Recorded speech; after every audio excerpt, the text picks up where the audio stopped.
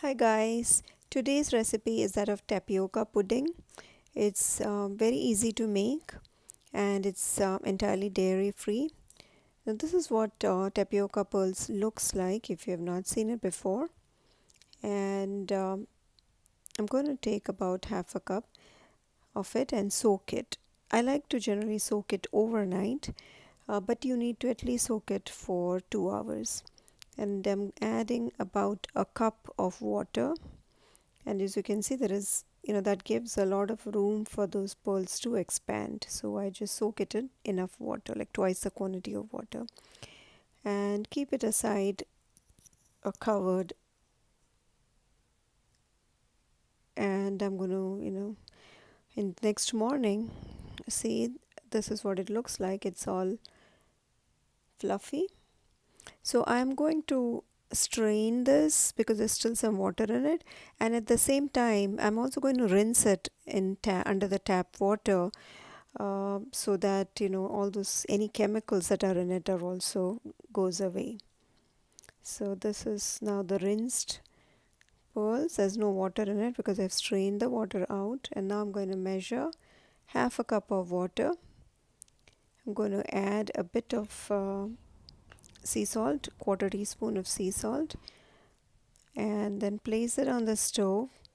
Keep it on very low to medium kind of gas, and then cover and cook for about 2 minutes.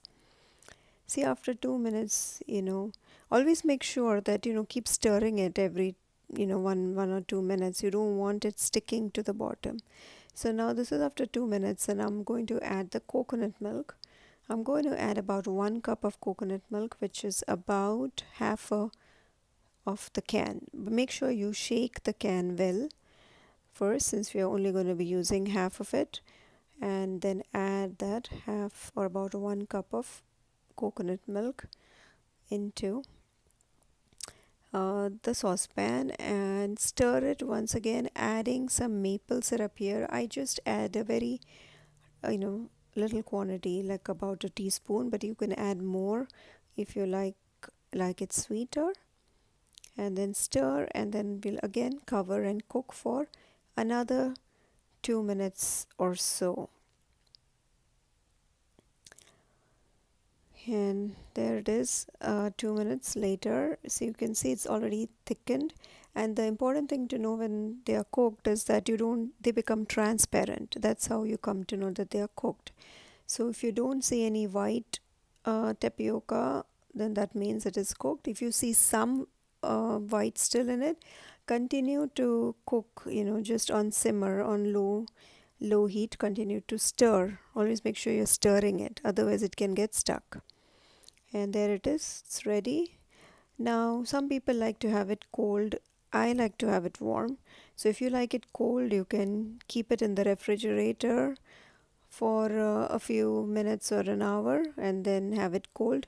But I like my warm, and I like to have it with lots of fresh fruit on top, sometimes berries and blueberries and strawberries, but you can also add other fruit. And there you go, your pudding is ready. Yum.